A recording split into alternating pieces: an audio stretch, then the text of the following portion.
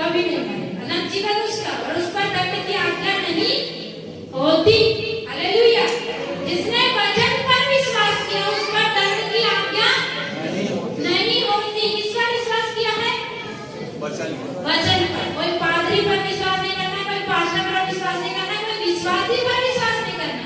विश्वास किस पर करना है?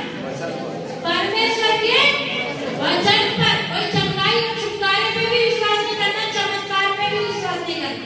नहीं तो आजकल सब चमत्कार को नमस्कार करते हैं। काय में विश्वास करना है? परमेश्वर के वचन पर। यदि हमने परमेश्वर के वचन पर विश्वास किया है तो हम पर दंड की आज्ञा नहीं और मृत्यु से पार होकर जीवन में प्रवेश कर चुके हैं। मृत्यु से पार होकर जीवन में प्रवेश विश्वास करते हैं। ये शरीर मरेगा, हमने मरेगा, हम तो पार कर चुके। हम तो यीशु मसीह के साथ जैसे वो जी उठा वैसे क्या होंगे? जी उठे। हालेलुया। लेकिन हमारा नया जन्म कैसे होना चाहिए? वचन पे। कैसे होना चाहिए? अंडे को ऐसे हिलाते तो क्या लगता है? लेकिन 21 दिन यदि मुर्गी उसके ऊपर उसको दर्द करेगी तो क्या निकलेगा? क्या निकलता? तो देखो, जब हमारे अंदर परमेश्वर का वचन आया ना तो ऊपर से कुछ दिख रहा है कि नहीं दिख रहा, लेकिन 21 दिन में बच्चा निकल कर रोना चालू। हालेलुया। यदि हमारे अंदर वो वचन आया है, जैसे मरियम के अंदर में आया तो 9 महीने बाद यीशु मसीह बाहर आया। ठीक है? यदि हमारे अंदर वो वचन आया है तो हमारे अंदर से भी वो क्या करना चाहिए? बाहर आना चाहिए। है ना? रोमियो 12 का 2 या 3। संसार के साधुरस से ना बनो, पर तुम्हारे मन के नए हो जाने से तुम्हारा चाल चलन भी कैसे होता है? तो यीशु मसीह जब अंदर आता है तो वचन अंदर आता है तो हमारा सबसे पहले क्या नया होता है? चाल चलन। मन नया है, चाल चलन पहले नया नहीं होगा। चाल चलन तो हमारे बाप दादों से चला आया है ना? हमारा निकम्मा चाल चलन। पहला पत्र 1 अध्याय उसमें क्या लिखा है? हमारा निकम्मा निकाले।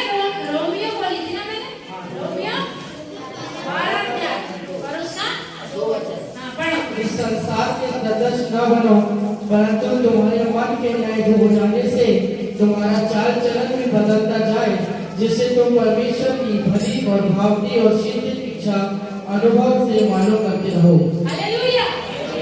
तो मन के अंदर वचन आया तो पहले बाहर मालूम नहीं चलेगा। ठीक है? जैसे अंडे के अंदर बच्चा बढ़ रहा है तो बाहर दिखाई नहीं देता है, लेकिन 21 दिन के बाद वो बच्चा अंडे में से क्या होता है? वो खोल को तोड़ के बाहर आ जाता है। अगर हमारे अंदर परमेश्वर का वचन आया है तो पहले हमारा मन नया हो गया। क्या नया हो गया? पहले मन नया हो गया। ठीक है? चाल चलन नहीं मतलब। जैसे लोग बोलते हैं चर्च में जा रहे हैं प्रार्थना भवन में तो थोड़े अलग बन जाओ, है ना? चर्च में आने के लिए अलग ड्रेस रहती लोगों का, 4 संडे की अलग ड्रेस है, बाकी अपने जिंदगी में आनंद मनाने की अलग ड्रेस है। ऐसे ही करते हैं ना? शादी में आने की अलग ड्रेस है। देखो 4000 की साड़ी पहन। ठीक है? लेकिन हमारा पहले बाहर नहीं बदलेगा। क्या बदलेगा? चलो पहले बाहर बदलेगा तो झूठा उद्धार पाएंगे लोग। पहले क्या बदलेगा? हमारा मन बदलेगा। जब मन बदलेगा तो धीरे धीरे क्या बदलेगा? चाल चलन भी बदलेगा। इसलिए वचन कहता है तुम्हारे मन के नए हो जाने से तुम्हारा क्या बदलता जाएगा? चाल चलन। अब पहला पत्रस वाला वचन भी पढ़ो। तुम्हारा निकम्मा चाल चलन, है? हमारा चाल चलन पहले कैसा था? निकम्मा। अन्य जातियों के जैसे ना, जो कुछ हमने सीखा था, जो कुछ हमने संसार में किया था, ये संसार जो देता है निकम्मा चाल चलन, दिखावटीपन, धोखा। आज इतना धोखा है, आप दुल्हनों को देखो। आज की दुल्हनों को कितने लोग देख रहे हैं? इधर पर दुल्हन सजाने वाले लोग हैं, पूरी काली को पूरी गोरी बना देते हैं। आजकल सोशल मीडिया में लोग जोक भी बनाते हैं, शादी देख के करो। ठीक है? क्या करो? शादी देख भाग के करो। सीखे थे बदलने निकल गए। क्यों? क्योंकि मेकअप से पूरे चेंज कर दे रहे हैं। नहीं देखे ना तो देख लेना, यूट्यूब में बोलो दुल्हन मेकअप, दुल्हन को दिखाओ पहले मेकअप के पहले और मेकअप के बाद, फिर आप देखो बदल गए। पूरी की पूरी चेंज कर देते हैं आजकल। क्या कर देते हैं?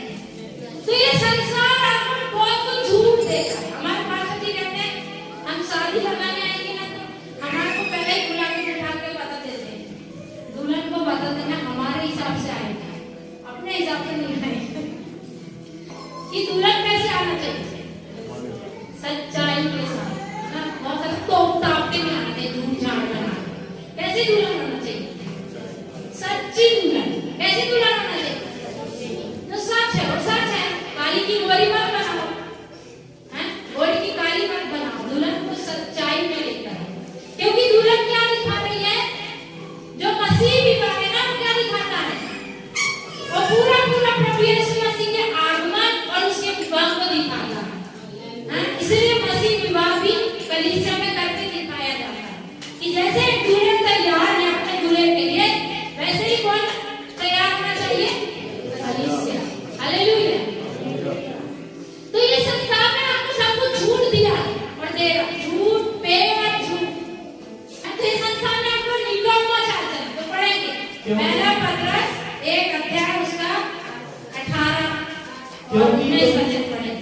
क्योंकि तुम जानते हो कि तुम्हारा निकम्मा चाल चलन जो बाप-दादाओं से चला आता है, उससे तुम्हारा छुटकारा चांदी सोने अर्थात नाशवान वस्तु के द्वारा नहीं हुआ, पर निर्दोष और निष्कलंक मेमने अर्थात मसीह के बहुमूल्य लहू के द्वारा हुआ। हालेलुया। क्या कह रहा है? हमारा निकम्मा जो कब से आता था? हमारे बाप झूठ बोलता था, हम भी झूठ बोलते। क्या करते हैं? और बिगड़ता भी कहां से है?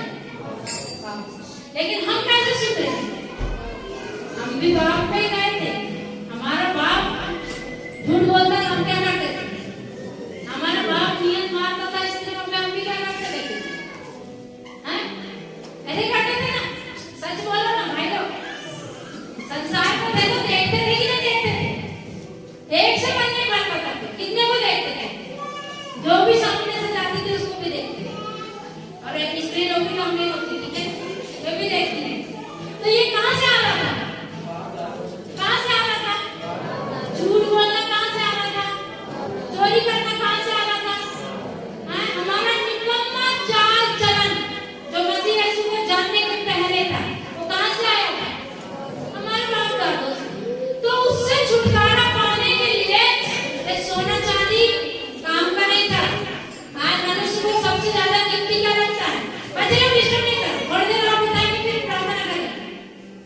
ध्यान से सुनो, परमेश्वर का वचन है, आदत करो। तो आज मनुष्य जाति को सबसे कीमती क्या लगता है? सोना चांदी। क्या लगता है? पर वचन क्या कहता है? नाशवान सोने और चांदी से नहीं। इसका मतलब सोना और चांदी क्या है? नाशवान, नाश हो जाएगा। इसको जोड़ने के लिए मरो मत, उसको बटोरने के लिए हाय मत करो, लड़ाई झगड़े मत करो। सोना चांदी बटोरने के लिए, धन दौलत बटोरने के लिए इंसानियत को खराब मत करो। अपने भाई के साथ रिश्ते खराब मत करो, अपनी बहन के साथ रिश्ते खराब मत करो। प्रभु कहते हैं यदि तू अपने दिखने वाले भाई से प्रेम नहीं करता तो उससे क्या प्रेम करेगा? दिखना तुम्हारा भाई, उसको किसी चीज की जरूरत है तो क्या करो? उठाकर दे दो। ये प्रेम है। क्या है? बड़ा संसार क्या कर रहा है? उसके लिए मार काट रहे हैं, मर्डर हो रहे हैं। क्या के लिए होते हैं? धन दौलत के लिए होते हैं ना मर्डर। उसने ये नहीं किया, उसने वो नहीं किया, ये कर दिया, वो कर दिया, तो मर्डर हो रहा है। लेकिन यीशु मसीह क्या कह रहा है? ये सोना चांदी धन दौलत क्या है? नाशवान। याकूब की पत्री कहती है, धनवानों सुन तो लो, तुमने अंतिम युग में धन बटोरा है, तुम्हारा धन बिगड़ गया, तुम्हारे धन में कीड़े पड़ रहे, काय करते? धन कोई काम का नहीं है, ठीक है? ये नाशवान। तो हमारा छुटकारा नाशवान सोने और चांदी से नहीं हुआ। फिर कैसे हुआ? सब लोग पढ़ो 19 वचन को।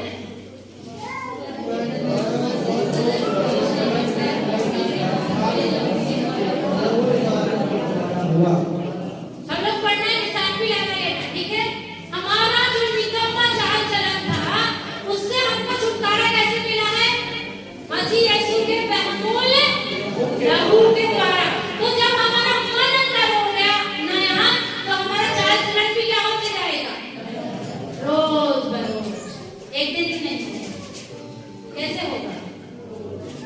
जब प्रभु मुझे देखे रोज कैसे देखेगा?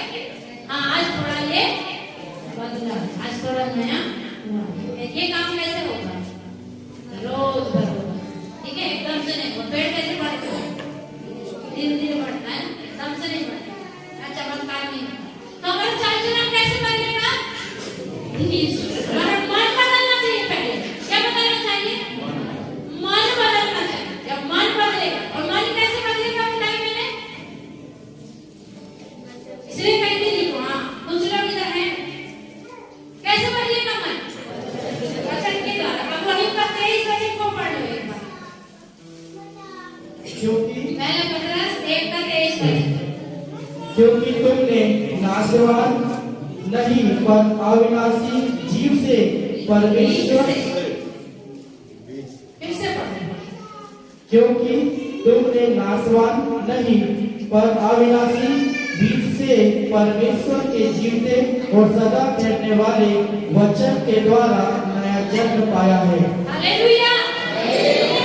हमने कैसे नया मन पाया? कैसे नया जीवन पाया? परमेश्वर के वचन के द्वारा। नया जन्म कैसे पाना है? चंगाई छुटकारा से नहीं पाना है, ठीक है? आप लोग कई लोग बैठे जिन्होंने चंगाई छुटकारा पाया और सोचते यहाँ पर बैठना, मजबूरी नहीं। आपको नया जन्म पाना है परमेश्वर के वचन के द्वारा, और फिर परमेश्वर के उपस्थिति में बैठना, उसकी आराधना करना, उससे प्रेम करना है, उसके साथ अपना एक पर्सनल रिश्ता बनाना है। हमारा नया जन्म कैसे होना चाहिए? कैसे होना चाहिए? परमेश्वर के वचन के द्वारा। कैसे होना चाहिए? हमें वचन तो मरियम के गर्भ में आया और बाहर आकर पूरे जगत का उद्धार करता बन गया। वह वचन मेरे अंदर आए और मेरे जीवन को क्या बनाएगा? नया बनाएगा। हमारा जो निकम्मा चाल चलन था बाप का, जब वचन अंदर आएगा तो हम क्या बन जाएंगे? नए बनेंगे। कैसे बन जाएंगे? तो वचन अंदर आया है। अब वह वचन जो आदि में था वो मेरे अंदर आना चाहिए। हालेलुया। यीशु मसीह ने कहा जगत, आकाश और पृथ्वी टल जाएंगे पर वचन नहीं टलेगा। तो यदि वचन मेरे अंदर है तो मैं भी नहीं टलेगा। हालेलुया। सब बोलो, आदि में वचन था, वचन परमेश्वर के साथ था, और वचन परमेश्वर, वही वचन मेरे अंदर है। अभी बोलना है, हमारे अंदर, आपके अंदर यदि वचन को लाना, आज उस वचन को अंदर ले रहे हैं तो क्या